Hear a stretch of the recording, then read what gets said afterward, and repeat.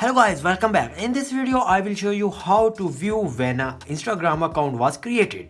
You can check the date you start the Instagram account on your smartphone. Follow these steps to discover it. First step is open your Instagram app on your mobile device and then tap on your profile picture at the bottom right corner of the screen. Now tap on the three horizontal line in the top right corner and then tap on settings at the bottom of the screen. Then next step is tap go to security is the fourth option. Then tap access data under the data and history section. You can see under account information look for date join information.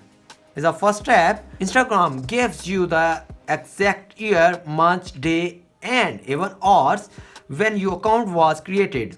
Seeing this data might help you remember where you were and what prompted you to create the account, as well as help you celebrate your Instagram birthday. There is also a problem with this video, so ask about these comments any problem related to social media and internet. Let them know in the comments bar so that a video can be made on it. Please like this video and subscribe our channel and press icon for any updates and notifications. Thanks for watching.